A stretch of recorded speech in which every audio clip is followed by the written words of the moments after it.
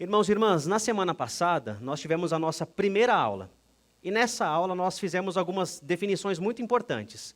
Primeiro, nós vimos que teologia é o estudo da revelação que Deus fez de si mesmo na sua palavra.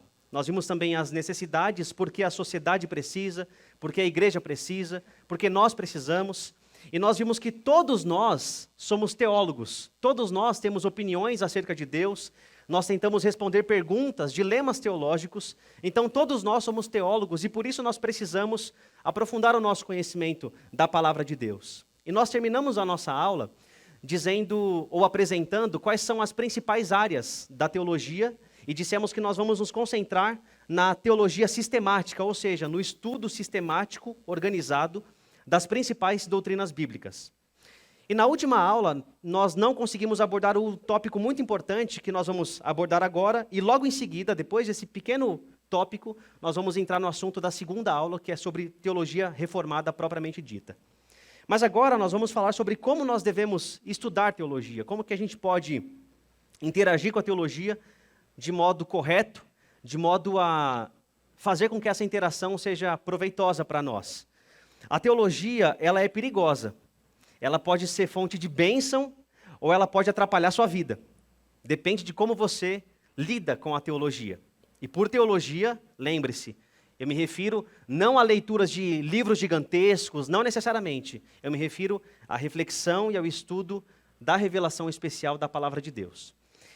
Para que a teologia não seja um tropeço para nós temos que ter posturas específicas ao olharmos para a palavra de Deus. E a primeira postura é uma postura de fé, que já vai aparecer para você se você crer.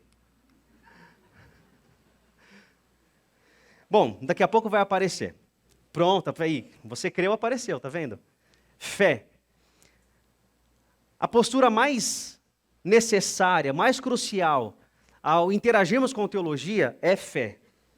E fé não significa aqui crença, porque é assim que as pessoas entendem fé. Fé é você acreditar em alguma coisa, não é só isso. Aliás, o sentido bíblico de fé não contempla apenas a questão da crença, também contempla. Mas o sentido principal de fé na palavra de Deus é confiança em alguém. Portanto, você tem que se aproximar da teologia não encarando-a como sendo uma área acadêmica que você apenas estuda conceitos, verdades, pressuposições. Não, você tem que se aproximar da teologia entendendo que ela é, acima de tudo, um relacionamento com um Deus verdadeiro. O relacionamento com o Criador de todas as coisas. Por isso você precisa de fé. Confiar naquele que fez a revelação e que vai te ajudar a entender a revelação. Sem isso, a teologia não vai passar de um estudo acadêmico, árido, vazio, que não vai ter benefício espiritual para você. Como diz o autor Kelly Kepke, que vai aparecer para você daqui a pouquinho aí, um dos grandes perigos na teologia é tornar nossa fé algo que se discute em vez de algo que nos mova. Entramos nesse problema ao tratar Deus como um mero objeto de estudo, em vez de Senhor a quem adoramos. Você tem que se aproximar da teologia com os pés descalços. Você entra em terra santa. A palavra de Deus diz lá em Hebreus capítulo 11, verso 6 o seguinte: sem fé é impossível agradar a Deus, pois quem dele se aproxima precisa crer que ele existe e que recompensa aqueles que o buscam. Se você se aproxima da teologia, que é o estudo da revelação de Deus, sem crer nele, sem confiar nele, sem entender que isso é um relacionamento que deve crescer gradualmente, a teologia vai fazer mais mal para você do que bem, a teologia não vai ser uma ferramenta de aprofundamento, de crescimento espiritual. Então a fé é crucial. Mas além disso, uma segunda postura que devemos ter é a postura de piedade. E o que é piedade, irmãos? Piedade é devoção a Deus. É uma vida vivida em sua totalidade para a glória de Deus. Aliás, um dos teólogos da pós-reforma definia a teologia como sendo o ensino de viver diante de Deus. A teologia, ela deve ser abordada com piedade, com devoção. Você deve se aproximar com temor no seu coração. E quando você se aproxima de modo piedoso, a teologia aumenta, incrementa a sua piedade. Então é um círculo que não é vicioso, é um círculo bom. Você se aproxima com piedade, com devoção, tirando as sandálias dos seus pés, e aí o estudo da teologia vai aumentar a sua piedade. Como diz novamente o Kelly Kapic, nossa teologia pode se corromper porque negligenciamos cuidar de nossas vidas, pois a verdadeira teologia deve sempre ser verdadeira espiritualidade. Irmãos, uma coisa que é muito comum é nós vermos pessoas crescendo no conhecimento teológico, mas diminuindo na sua piedade, na sua vida de oração, na leitura devocional da palavra de Deus, no jejum, no serviço. Isso é um contrassenso. Porque se a teologia é o estudo da revelação de Deus, com o objetivo de fazê-lo conhecê-lo mais, então eu não posso simplesmente ter mais informação na minha cabeça. Eu preciso sim das informações abordadas de modo piedoso, para que elas me levem a um conhecimento mais profundo de Deus. Além disso, irmãos, uma terceira postura essencial é a oração. A gente costuma associar teologia com leitura de grandes livros, com conceitos pesados, com palavras gregas e hebraicas, com citações de muitos teólogos, e não tem nada de errado nisso, e eu faço isso todas as aulas, não tem nada de errado. Mas se você não estuda a teologia orando, você não vai conseguir ter benefício real na sua caminhada com Deus. Vai ser apenas informação na sua cabeça. Olha o que diz, por exemplo, 1 Coríntios capítulo 2, verso 14. Paulo dizendo: quem não tem o Espírito, não aceita as coisas que vêm do Espírito de Deus, pois lhes são loucura. E não é capaz de entendê-las, porque elas são discernidas espiritualmente. Quem inspirou a palavra? O Espírito de Deus. Quem ajuda no entendimento da palavra? O Espírito de Deus. Como é que nós nos apropriamos dessa ajuda do Senhor? Através da oração. Se você não ora, meu querido irmão, minha querida irmã, o seu conhecimento vai ser limitado, não só no sentido de entendimento, mas de proveito. Não vai ser proveitoso para você, espiritualmente falando. Não é à toa que quando nós olhamos para alguns textos, essa questão do entendimento da palavra de Deus, da revelação de Deus, é aliada à oração. Por exemplo, o texto de Salmo 119, verso 18. Abre os meus olhos para que eu veja as maravilhas da tua lei. O que o salmista está fazendo aqui? Orando. Deus me ajuda a ver. Eu naturalmente tenho como se fosse vendas nos meus olhos, que eu não consigo entender o que é espiritual. Eu preciso do Espírito para que eu entenda as verdades espirituais. Outro texto, Salmo 86, 11. Ensina-me o teu caminho, Senhor, para que eu ande na tua verdade. Dá-me um coração inteiramente fiel para que eu tema o teu nome. Percebe que nesse texto o salmista faz a ligação entre o entendimento da palavra e a vida piedosa? Dá-me entendimento para quê? Para que eu tema o teu nome. Então nós precisamos orar para que a teologia seja entendida pela nossa mente e colocada em prática, gerando mais piedade, sendo mais proveitosa.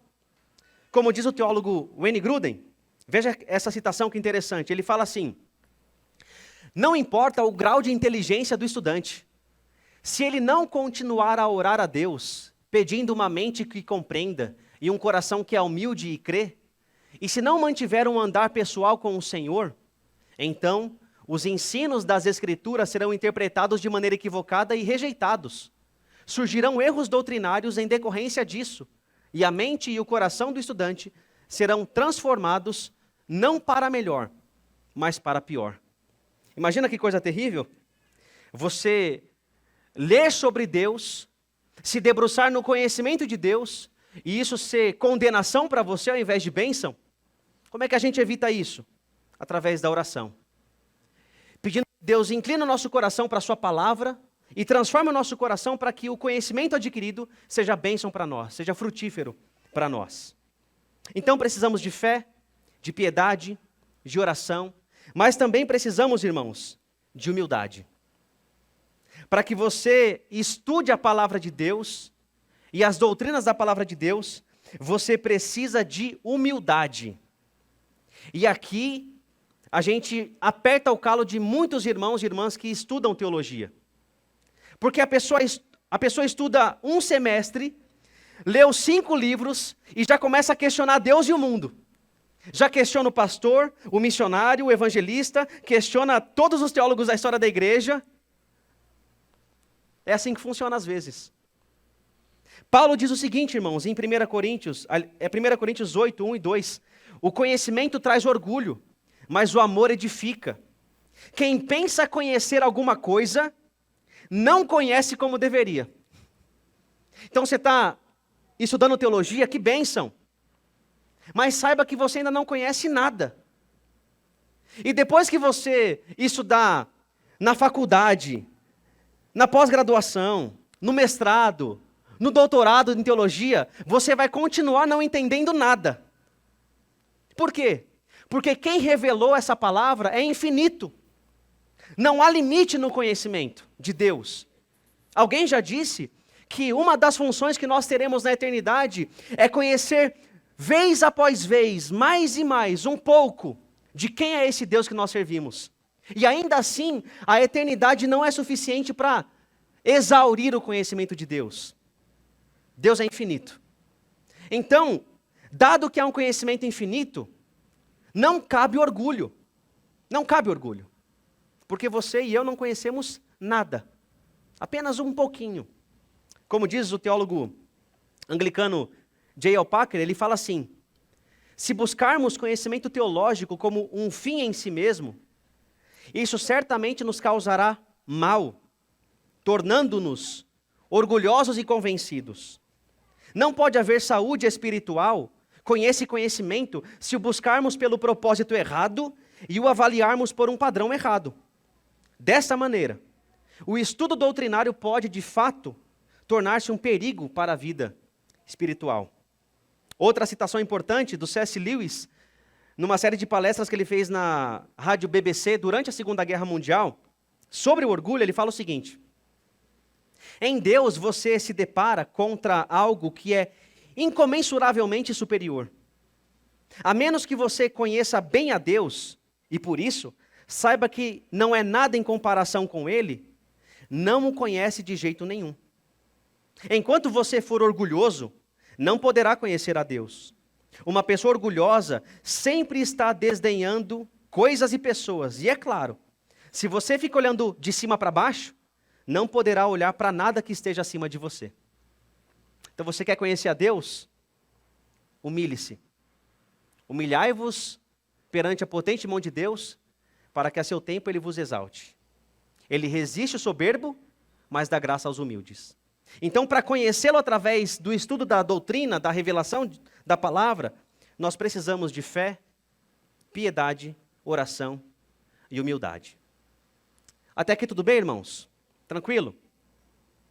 Por fim, para encerrar o conteúdo que veríamos na nossa última aula, qual é o propósito da teologia? Para que a teologia serve, no final das contas? É claro que ela tem diversos usos. Mas quais são os principais propósitos? Eu diria que nós temos 3 propósitos principais na teologia. O primeiro diz respeito ao próprio Deus. Se a teologia é o estudo da revelação que Deus fez de si mesmo, logo, o propósito primordial da teologia é nos levar a conhecer mais a Deus.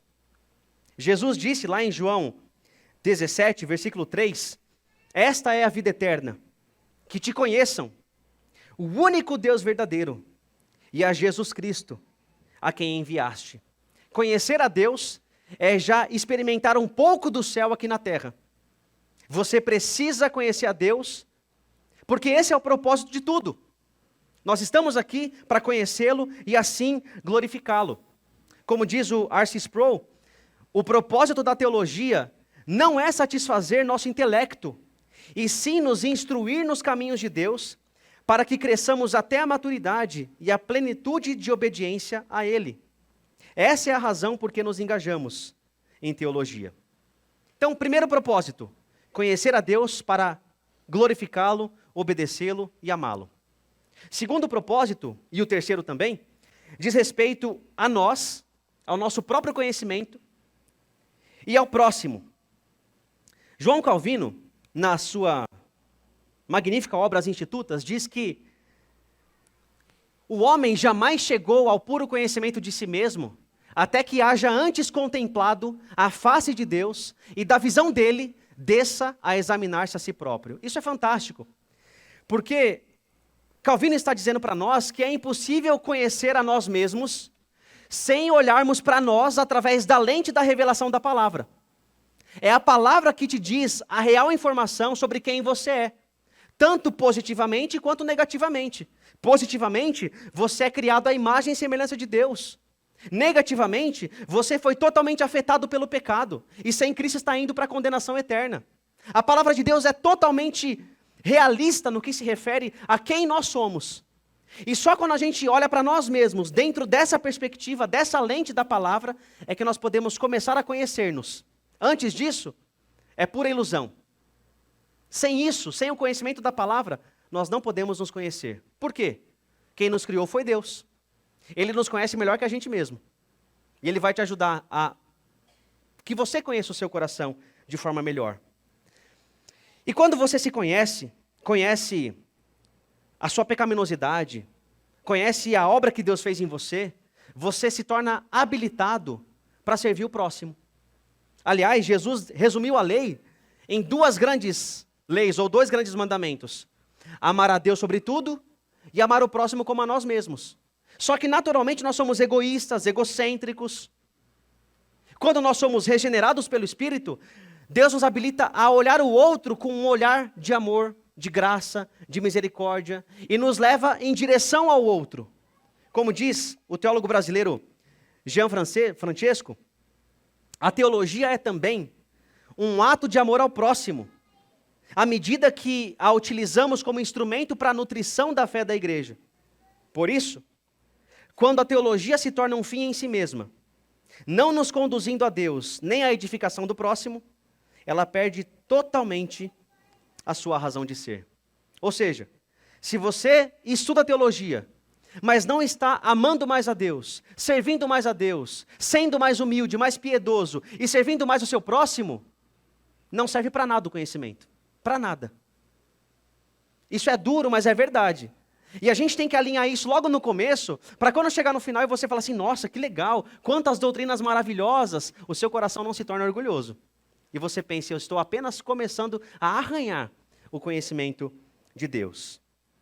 Então, com isso, irmãos, nós encerramos o que veríamos na nossa primeira aula. Nós precisamos nos aproximar da teologia para conhecer mais a Deus com fé, piedade, oração e humildade, a fim de conhecê-lo melhor, conhecer melhor a nós mesmos e a servir o nosso próximo. Tudo bem até aqui? Estão prontos para a próxima aula que começa agora? Vamos lá? Então nós vamos ver rapidamente o que é teologia reformada. Até agora, até 30 segundos atrás, nós vimos o que é teologia. Tudo bem? Teologia em geral. Agora, o que é teologia reformada? Por que esse adjetivo? De onde surgiu? De onde vem? Para onde vai? Parece até Globo Repórter, né? O que comem os teólogos reformados? Onde dormem? Onde vivem? Que espécie é essa? O que é teologia reformada, irmãos? Primeiro, a gente tem que analisar a origem do termo. E para a gente entender esse termo, teologia reformada, nós temos que entender que existem dois sentidos principais para esse termo, teologia reformada. Um sentido mais amplo, mais genérico, e um sentido mais estrito, mais focado. Nós veremos esses dois aqui agora. Primeiro, falando sobre o sentido amplo. Não é difícil imaginar, irmãos, que o nome teologia reformada vem de um evento histórico chamado Reforma Protestante. Todos aprovados. Que maravilha. Reforma Protestante. Só que essa expressão, reforma, não foi cunhada, escrita durante a reforma. Na verdade, desde um século antes, lá no século XV, havia um clamor entre os católicos piedosos que foi conhecido como reformatio, a reforma. A reforma da cabeça da igreja aos membros, ou seja, do clero até o laicato, dos bispos, padres, até os membros mais simples. Então existia um clamor por essa reforma na vida e na doutrina. O objetivo não era político, o objetivo não era outro, senão reformar a piedade. E a reforma começa então no dia 31 de outubro de 1517, quando Martinho Lutero prega na porta da Catedral de Wittenberg, lá na Alemanha, as suas 95 teses. Historicamente falando, irmãos, esse foi um fato bem menos audacioso do que se imagina. Lutero fez isso não para provocar a igreja, não para causar uma revolução. Ele fez isso porque esse era o costume da época. Quando um doutor, um acadêmico, queria promover um debate, ele publicava teses. As pessoas liam as teses e então começava-se o debate. Lutero faz isso. Só que essas teses começam a ser espalhadas pela Alemanha e por toda a Europa. E aí esse senso de insatisfação, esse desejo de reformatio, começa então a crescer cada vez mais. E então as ideias de Martinho Lutero, que não eram tão assim próprias, mas eram um resgate da doutrina bíblica e histórica, da teologia bíblica e histórica, começam a ser propagadas por toda a Europa. De modo que o Dr. Hermes Steinmeier, no seu artigo Nossa Identidade Reformada, diz assim: a reforma protestante foi um movimento eminentemente religioso e teológico, pelo menos em sua origem, estando ligada à insatisfação espiritual de dezenas de pessoas que certamente expressavam o sentimento de milhares de outras anônimas, que através dos tempos não encontravam na igreja romana espaço para a manifestação de sua fé, nem alimento para suas necessidades espirituais. As insatisfações não visavam criar uma nova igreja, mas sim tornar a existente mais bíblica. Portanto, a reforma deve ser vista não como um movimento externo, mas como um movimento interno por parte de católicos piedosos, que desejavam reformar a sua igreja, revitalizando-a, transformando-a na igreja dos fiéis. A reforma teve como objetivo principal uma volta às Sagradas Escrituras, a fim de reformar a igreja que havia caído ao longo dos séculos numa decadência teológica, moral e espiritual. E dentro desse movimento de reforma protestante, nós temos dois grupos principais.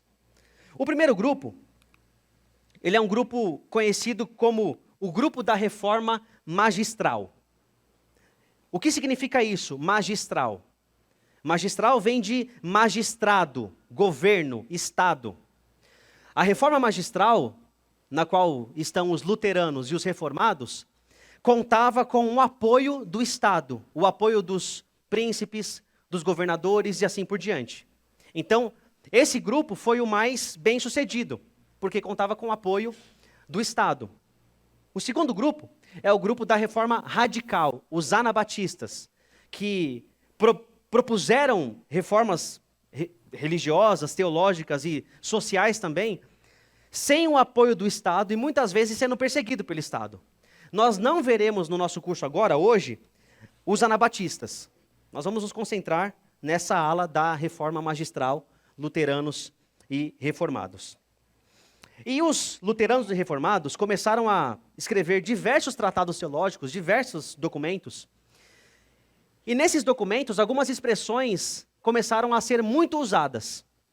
Com o tempo, essas expressões mais famosas foram reunidas e ficaram conhecidas como os 5 solas. Os 5 solas da reforma protestante, que são esses daqui. Aliás, antes disso, é interessante você saber que durante o século XVI, que é o século da reforma, dizer que alguém era reformado, protestante e evangélico era se referir ao mesmo grupo. Era o grupo que desejava a reforma da Igreja Católica. Tudo bem? Com o tempo, os termos começam a mudar. Mas no século da reforma, o século XVI, protestante, reformado e evangélico era a mesma coisa. A referência a quem lutava pela reforma da igreja. Então, essas expressões mais famosas são reunidas nos 5 solas da reforma protestante, que você conhece bem. O sola fide, somente a fé, é somente a fé em Cristo que salva. Somente a graça de Deus traz salvação para nós, não é o nosso mérito, não é a nossa pretensa bondade ou as nossas conquistas espirituais. Somente a Escritura traz a revelação de Deus, não é tradição mais Escritura, é somente a Escritura. Somente Cristo é o Salvador, é o único mediador entre Deus e os homens, não é Cristo, mas os santos, somente Cristo. E também só lhe deu glória. Somente Deus deve receber a glória, não os santos, não os pretensos intercessores, somente Deus é aquele que merece toda a glória. 5 solas da Reforma Protestante. Isso aqui tem um peso, uma importância gigantesca, irmãos. Porque aqui nós temos o resumo das principais bandeiras levantadas pelos reformadores. Como diz o estudioso Matthew Barrett, no seu artigo 5 Solas, os 5 solas formam o núcleo da fé evangélica. Eles não apenas capturam o evangelho de Jesus Cristo e explicam como esse evangelho se enraiza no pecador, mas também definem onde reside a autoridade desse evangelho e com que finalidade esse evangelho é pregado e proclamado. Embora a frase 5 solas possa ser mais recente em seu uso, os conceitos estão enraizados na reforma do século XVI. Esses 5 solas distinguiram reformadores dos ensinos de Roma. Mas no centro dessa divisão não estava apenas uma disputa teológica, mas uma celebração do próprio evangelho. Os reformadores estavam dispostos a dar suas vidas por esses solas, em primeiro lugar, porque acreditavam que o próprio evangelho estava em jogo. Então aqui, irmãos, nós temos o resumo das bandeiras levantadas pelos reformadores. Agora é interessante você saber que essa junção dos 5 solas só acontece no século XX, sabia disso? Tem gente que acha que os reformadores fizeram banners na época, né? Com 5 solas, é aqui, vamos para o protesto, vamos para a rua. Não foi assim. Todos os reformadores citaram sola gratia, sola fide e assim por diante.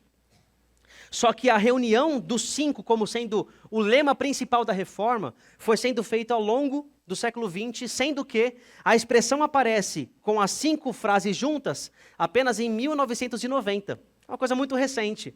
Mas é uma ótima forma de resumir o ensino, as ênfases e as bandeiras teológicas da Reforma Protestante. Então, irmãos, aqui, nesse sentido, nós temos a ideia ampla do termo reformado.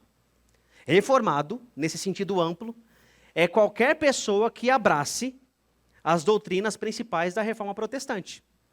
Quem abraça os 5 solas é, no sentido amplo, reformado. Por quê? Ele tem bebido da herança da Reforma Protestante. Como diz o Donald McKean, de maneira mais ampla, todas as igrejas protestantes são reformadas, no sentido de que consideram as Escrituras sua principal fonte de autoridade. Então, esse termo, no sentido amplo, se refere a quem abraça os 5 solas. Tudo bem? Só que é importante que você saiba que não é esse o sentido mais usado. Não é. Então, eu estou explicando para você, para a sua ciência, para o seu conhecimento. Mas esse sentido amplo não é o mais usado. Aliás, é pouquíssimo usado. O sentido mais usado é o sentido estrito, que nós veremos agora. E para você entender o sentido estrito da expressão teologia reformada, nós temos que analisar 3 aspectos. 3 aspectos. O primeiro aspecto é o aspecto histórico. Vamos olhar agora e analisar de onde vem essa expressão reformados. Para isso, nós temos que olhar para o comecinho da história da Reforma Protestante e entender que nesses primeiros anos, especialmente de 1517 a 1529, a Reforma tinha 2 líderes principais, que não tinham influência mútua, mas eram líderes importantes. O primeiro, Lutero, lá na Alemanha, e o segundo, Ulrico Zwinglio, lá na Suíça. Lutero começa primeiro, mas quase na mesma época, quase no mesmo ano, aliás, Zwinglio se converte à fé reformada, à teologia reformada, ao verdadeiro evangelho, e então ele começa a liderar esse movimento de reforma dentro da Suíça. E os dois tinham uma relação amigável, apesar de não terem contato presencial, porque estavam em países diferentes, eles tinham um contato amigável. E eles concordavam em praticamente tudo, em quase todos os pontos teológicos. Só que, ao longo do tempo, especialmente em 1525, um ponto da teologia dos dois começa a divergir. E o ponto de divergência era a presença de Cristo na ceia. Como é que nós devemos entender a presença de Cristo na ceia? Para nós, irmãos, parece uma coisa tão pequena, não é? Não é possível que gente divergia por causa disso. Mas nós precisamos entender que aquela era uma época que as definições eram importantíssimas para distinguir o ensino da Reforma do ensino da Igreja Católica Romana. Então, o que para nós hoje é banal, para eles era crucial. Palavras, termos, sentidos, era crucial. E qual que era o contexto, o conteúdo dessa divergência? Bom, Lutero cria numa doutrina chamada consubstanciação. Pastor, o que é isso? Vou explicar.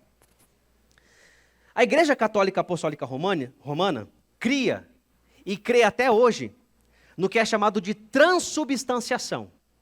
Ou seja, quando o padre, o sacerdote, consagra a Eucaristia, na doutrina católica apostólica romana, o pão deixa de ser pão e o vinho deixa de ser vinho e se torna corpo de Cristo e sangue de Cristo. Ele tem gosto de pão, cheiro de pão, aparência de pão, o toque também é a textura de um pão, mas não é mais pão. É o corpo de Cristo, literalmente, e o sangue de Cristo, literalmente. Por que isso? Porque na doutrina católica, a Eucaristia é um sacrifício expiatório. É como se Cristo fosse oferecido toda a celebração de missa como um sacrifício novamente pelos pecadores. Lutero, vendo isso, disse, não, isso aí não dá. Isso não é bíblico.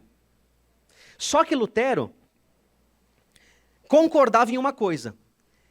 Cristo está presente fisicamente na ceia. O pão ainda é pão, o vinho ainda é vinho, não vira carne, não vira sangue, mas de alguma forma, Cristo está presente fisicamente no pão. Por quê? Porque Lutero defendia que Cristo, com a sua natureza divina, ele poderia estar fisicamente no pão e no vinho. Isso é consubstanciação, com a substância.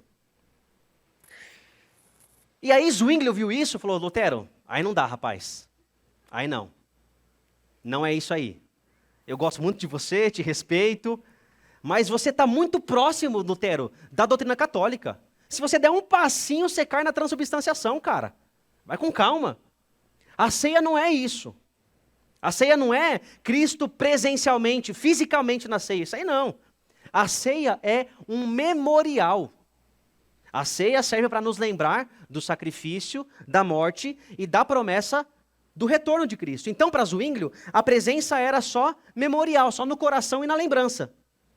Era só uma metáfora. Era isso. De 1525 até 1528, Lutero e Zwinglio refutavam um ao outro através de documentos. Lutero escrevia, Zwinglio ia lá e replicava. E aí ficava uma troca de documentos sem parar. Até que chegou 1529, quando o príncipe alemão, que era luterano na época, o Filipe de Hesse, ele convoca um colóquio, uma espécie de debate entre Lutero e Zwinglio. O colóquio na cidade de Marburgo. E o objetivo de Filipe, esse príncipe, era fazer com que Lutero e Zwinglio concordassem, chegassem num acordo. O que aconteceu? Não teve acordo. Dias de debate, os luteranos escreveram um documento com 15 afirmações, e Zwinglio e os seguidores de Zwinglio concordaram com 14 delas, mas a última, que era da ceia, não teve jeito. Não concordaram. E aí, depois de muita conversa, chegou-se à conclusão que Lutero tinha uma doutrina, Zwinglio tinha outra, amigos, doutrinas à parte. Então eles se separam. É uma separação amigável, é verdade, eles não brigaram, mas eles não chegaram num consenso. Então, por causa dessa diferenciação da doutrina da ceia, a reforma, a partir desse ano, 1529, se separa entre alemães, luteranos, e suíços, Zwinglio e os outros que ficaram conhecidos como reformados. Por quê? Porque, ao olhar a doutrina luterana, esses irmãos suíços viam que Lutero tinha ainda algumas práticas, alguns entendimentos que eram muito próximos da doutrina católica. Muito próximos. Não era a doutrina católica explicitamente, mas estavam próximos. E os suíços tinham uma aplicação muito mais intensa da palavra de Deus. Lutero focava mais na parte da justificação pela fé e questões de debate integral, assim, direto com a Igreja Católica. Mas os reformados, esses suíços, a ênfase deles era aplicar a palavra de Deus em todas as instâncias da vida humana, em tudo. No trabalho, no casamento, na família, em tudo. Então, por causa desse anseio de reformar toda a vida e conformá-la com a palavra de Deus, os nossos irmãos suíços ficaram conhecidos como reformados. Quer dizer que os luteranos não eram crentes e não são crentes? Nada a ver. São crentes. Mas é a doutrina que ficou diferente. Não é à toa que o John Leith, ele fala o seguinte: os reformadores suíços foram mais radicais em enfatizar a autoridade bíblica do que os luteranos, procurando eliminar da vida da igreja não apenas o que a Bíblia condenava, mas também tudo o que não recebia confirmação nas Escrituras. Então essa separação doutrinária acontece em 1529, tendo Zwinglio como o grande líder. Só que, 2 anos depois, em 1531, Zwinglio foi morto no campo de batalha, lutando pela Suíça. Ele morreu, e então a ala suíça, essa ala reformada, perde a sua figura central de liderança. Havia um outro reformador na Suíça chamado Henrique Bullinger, mas ele ficava em Zurique, e ele não teve a importância como Zwinglio teve, não teve a exposição de Zwinglio. Então, alguns anos depois, surge uma outra figura que se torna a liderança principal da ala suíça, da ala reformada, e depois se torna a figura principal da reforma protestante, sendo até maior do que Martinho Lutero. De quem que eu estou falando? Meu Deus, vocês estão demais, irmãos. Que isso? João Calvino. João Calvino não era suíço, ele era francês, mas ele, poucos anos depois dessa morte de Zwinglio, ele vai para a Suíça e ele se torna esse grande líder. E a grande diferença de Lutero para Calvino era que Lutero escrevia de acordo com as demandas, de acordo com as polêmicas. Calvino não. Calvino, ele tinha um desejo central de sistematizar, de organizar a doutrina reformada. E foi isso que ele fez. Ninguém tinha feito isso antes. Aliás, ninguém tinha feito nos moldes que Calvino fez em toda a história da igreja. Ele foi o primeiro. Então estamos falando de João Calvino. É uma figura controversa, muita gente ama, muita gente odeia, não era uma pessoa perfeita, mas é incontestável que ele foi a figura central da reforma protestante. Olha o que diz aqui o teólogo Steven Lawson, nessa biografia homilética de Calvino. Ele diz assim: conhecido como um dos grandes homens de todos os tempos, ele era uma força motriz tão expressiva que influenciou a formação da igreja e da cultura ocidental de um modo como nenhum teólogo ou pastor conseguiu fazer. Sua exposição habilidosa das Escrituras possuía as características doutrinárias da reforma protestante, tornando-o, indiscutivelmente, o principal arquiteto da causa protestante. Sua impetuosa abordagem da teologia definiu e articulou as verdades essenciais daquele movimento que alterou a história da Europa no século XVI.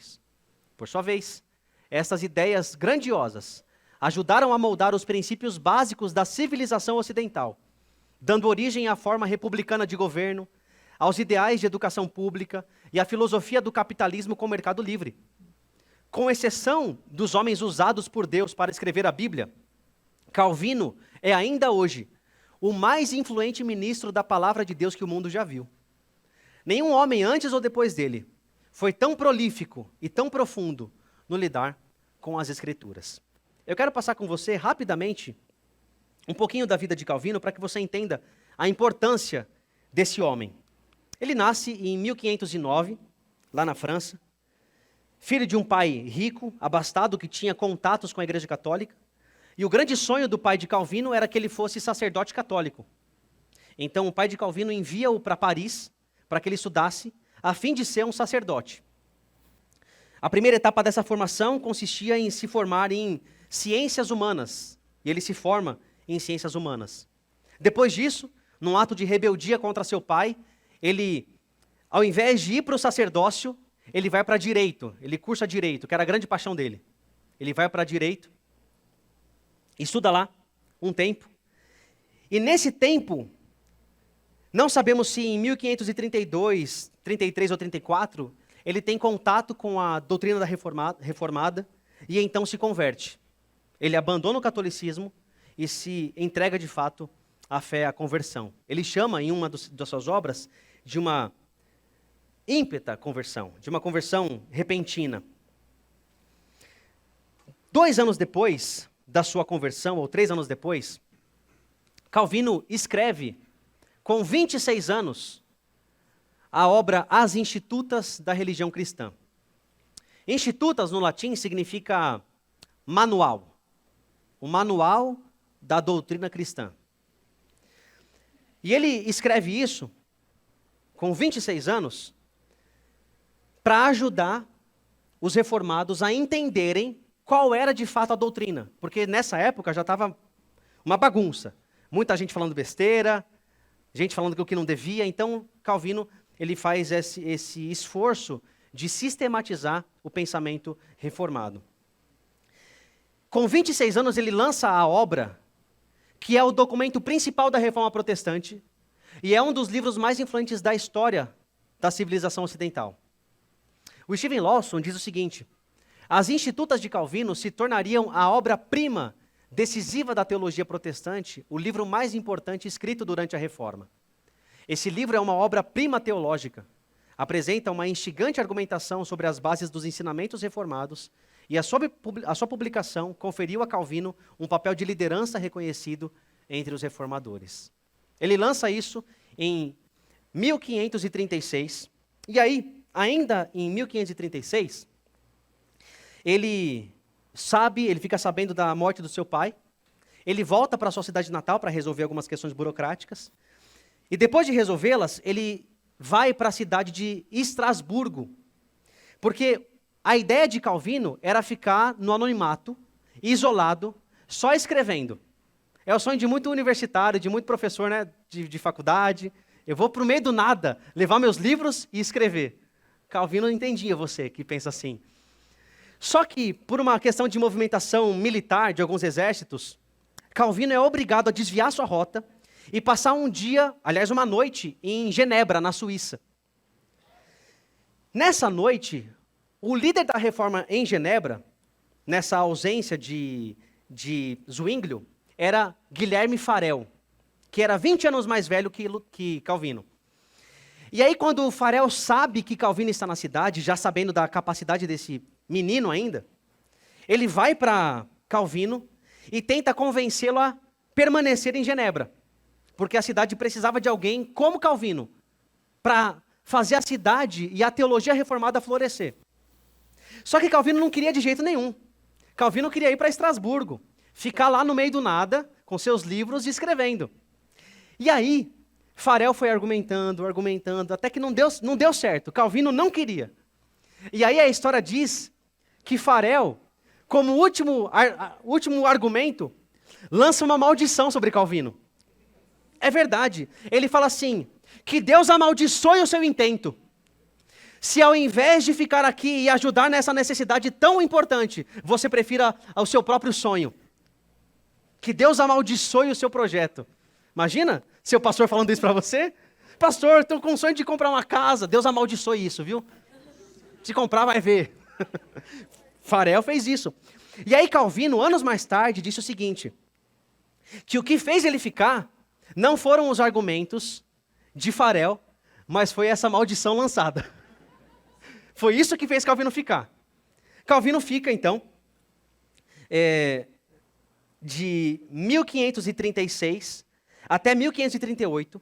Ele é expulso da cidade, vai para Estrasburgo, conhece a sua esposa, se casa.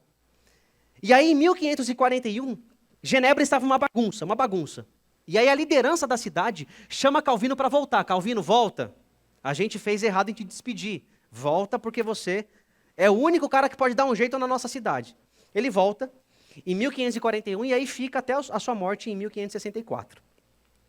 Nesse tempo, Calvino faz uma série de reformas sociais, acadêmicas, educacionais, uma obra fantástica que não cabe aqui nós falarmos. Mas uma coisa interessante para você saber é que Calvino tinha uma grande preocupação com a obra missionária.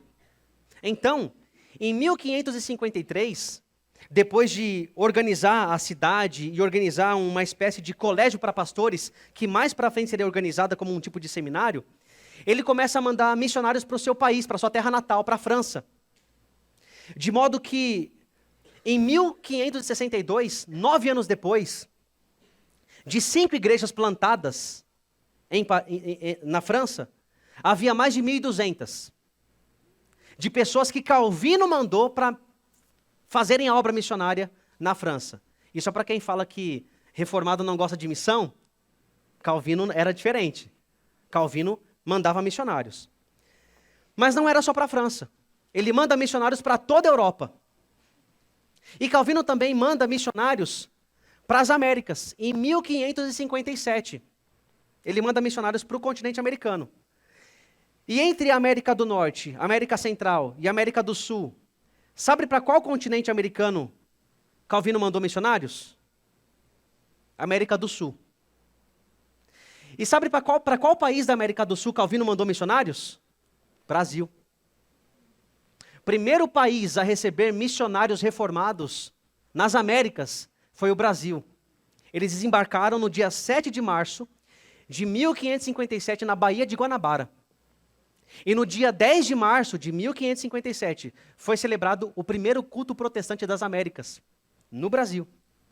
Olha que coisa maravilhosa.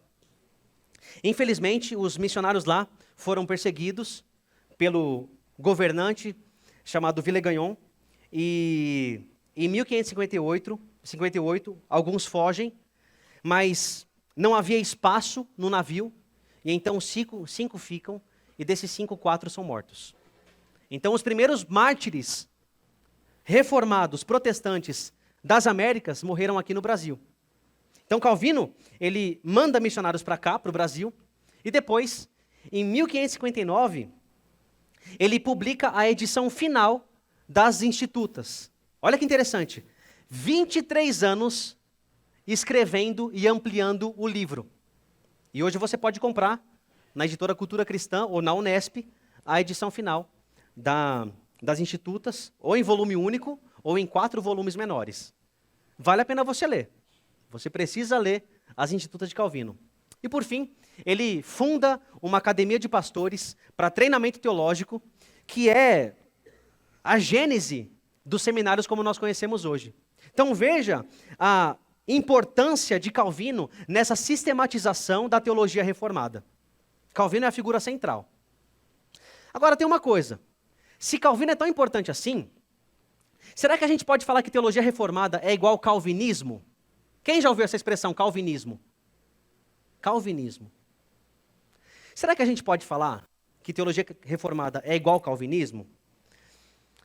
Durante muitos anos, irmãos, o calvinismo era um sinônimo para a teologia reformada. Então, se você falasse calvinismo e teologia reformada, era a mesma coisa. Só que, para começo de conversa, quem cria essa expressão é um pastor luterano chamado Joaquim Westphal, lá em 1552, como uma forma de denegrir Calvino e aqueles que seguiam Calvino. Só que nenhum reformado da época se chamava de calvinista. Ninguém. Isso só surge lá no século XIX. E aí, com o passar do tempo, as pessoas começam a dizer que teologia reformada é igual ao calvinismo. Mas eu quero propor para você que essa não é a melhor escolha. Por quê? Porque Calvino não fez seguidores. Calvino não era líder de seita. Calvino só apontava para Jesus Cristo. Então, falar calvinismo ou calvinista é uma forma não tão adequada de se referir ao sistema teológico que Calvino organizou. Não que ele criou, ele organizou. De modo que o Alistair McGrath, ele fala o seguinte: o termo calvinismo frequentemente é usado em referência às ideias religiosas da Igreja Reformada. Embora esse uso ainda seja bastante difundido na literatura relativa à reforma, atualmente é desaconselhado.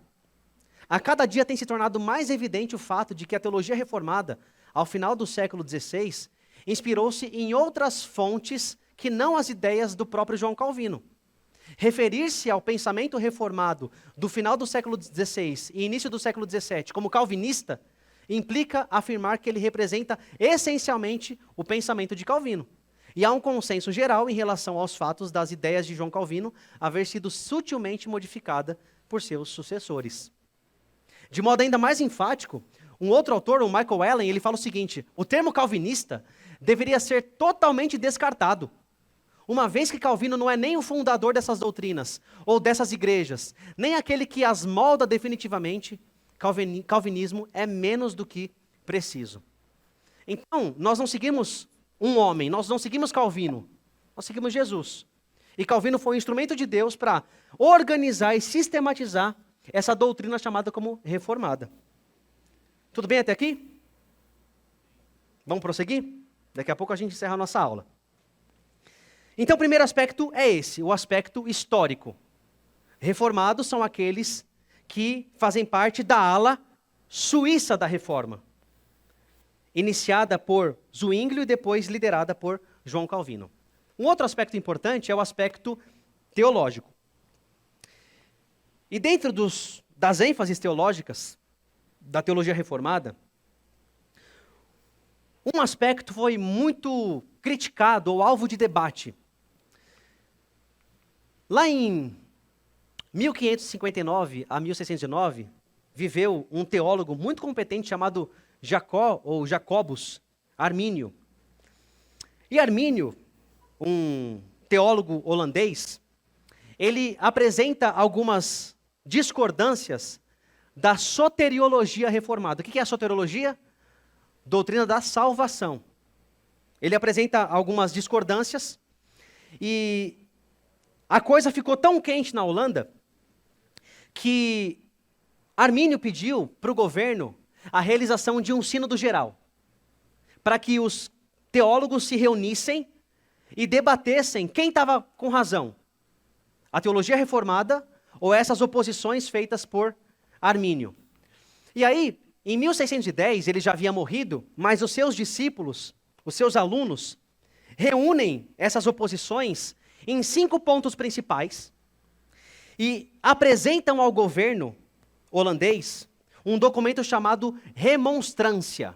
Remonstrância, alguns dizem que significa oposição, outros falam que significa demonstração, enfim. Mas o fato é que eles reuniram em 5 pontos principais as discordâncias de Armínio em relação à teologia reformada. E esses 5 pontos são basicamente o seguinte: primeiro, a vontade do ser humano é livre. O ser humano é livre para escolher a Deus ou não. Segundo, Deus não elege baseado na sua soberania. Ele elege baseado na sua presciência. Deus olhou para frente, viu quem ia crer e então escolheu. Terceiro, expiação ilimitada. Jesus morre para todas as pessoas para dar a oportunidade de todos crerem. Graça irresistível. É possível o ser humano, mesmo com Deus se esforçando para conquistar, rejeitar ao Senhor. Então é possível o ser humano rejeitar Deus. E terceiro, possibilidade da queda da graça. O ser humano pode perder sua salvação, em termos muito simples. Então eles entregam esse documento em 1610. E aí, 8 anos depois, é realizado o sínodo, lá na cidade de Dort. E aí o sínodo se reúne por 8 meses, e eles começam a analisar esses pontos, e eles organizam um documento com 5 capítulos, refutando, rejeitando essas ideias dos discípulos de Armínio. E aí, essas 5 ideias, esses 5 pontos, capítulos, foram organizados no século XIX e começo do XX na expressão tulip, ou tulipa em português. Porque cada ponto é um acróstico aqui, né? Cada ponto, cada letra indica um dos pontos de discordância de Armínio e de reafirmação da teologia reformada. Então, a letra T é depravação total, a letra U em inglês é eleição incondicional, a letra L é expiação limitada, a letra I, graça irresistível, e a letra P, perseverança dos santos. Nós veremos isso com detalhes quando estudarmos soteriologia. Tudo bem? O ponto central aqui é, de todas as ênfases teológicas da teologia reformada, esse ponto da salvação foi o que mais pegou. Então, essa questão do entendimento reformado acerca da salvação, como Deus opera a salvação, torna-se também um aspecto essencial para você entender o termo reformado. Reformado, historicamente falando, é quem faz parte da ala suíça da reforma, mas teologicamente falando, e especialmente na parte da salvação, é quem abraça esses 5 pontos. Tudo bem? Agora tem um outro aspecto, e o último aspecto, é o aspecto confessional. Logo no começo da Reforma Protestante, os reformadores começaram a sentir a necessidade de delimitar, de registrar quais eram, de fato, os entendimentos sobre as doutrinas da Palavra de Deus. E eles fazem isso em confissões e em catecismos. A palavra catecismo não é uma palavra católica, vem de catequel, no grego, que significa ensino, ensinamento. Como diz o Dr. Emerson Maia, na Reforma, as igrejas logo sentiram a necessidade de formalizar a fé, apresentando sua interpretação sobre diversos assuntos que as distinguiam da igreja romana. Com o tempo, surgem outras denominações que discordavam entre si sobre alguns pontos, o que gerou a necessidade de estabelecer princípios doutrinários próprios. Então, a teologia reformada é conhecida pela sua ênfase confessional, pela produção de confissões, de documentos que delimitavam no que exatamente a teologia reformada cria. E nós temos basicamente 7 documentos principais, 7 confissões ou documentos reformados. Primeiro, as 3 formas de unidade, a confissão belga, o catecismo de Heidelberg e os cânones de Dort. Depois, a segunda confissão helvética e, por fim, os padrões de Westminster, a confissão de fé, o catecismo maior e o breve catecismo. A Igreja Presbiteriana do Brasil adota os padrões de Westminster como sendo padrão de exposição doutrinária. Tudo bem? Então, se você é um irmão, uma irmã presbiteriano, presbiteriana, a sua denominação abraça os padrões de Westminster. Não quer dizer que está acima da Bíblia. Só usa como uma forma historicamente comprovada de interpretação. Tudo bem? É basicamente isso. Então, irmãos, vejam que no sentido mais estrito, nós temos 3 coisas. Historicamente falando, reformada quem faz parte da ala suíça, que diverge de Lutero. Teologicamente falando, é quem abraça a soberania de Deus na salvação, como exposto naqueles 5 pontos. E confessionalmente, é quem abraça uma das confissões escritas durante a Reforma Protestante. Simples assim. Como diz então o historiador Carl Trueman, teologia reformada é o termo usado para se referir aos sistemas de crença daquelas igrejas protestantes que têm suas origens na obra de reformadores como Ulrico Zwinglio e João Calvino. Percebe aqui? A ideia da crença que foi sistematizada pelos 2 da ala suíça. Mais uma vez aqui o John Leith, ele fala o seguinte: toda a teologia protestante pode ser chamada de reformada, naquele sentido amplo que vimos.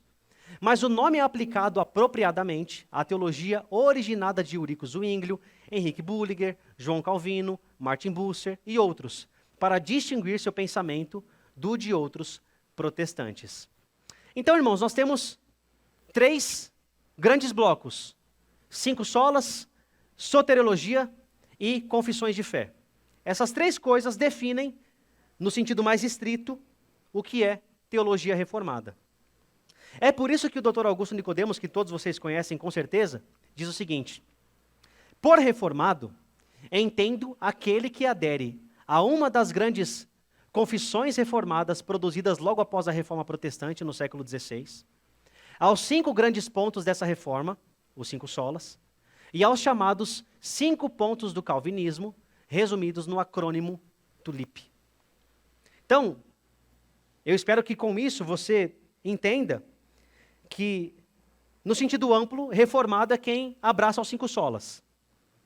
Mas no sentido estrito, é quem está na ala suíça da reforma, que abraça a soberania de Deus na salvação, expressa nos 5 pontos da TULIP, e que abraça uma das confissões de fé produzida durante a Reforma Protestante.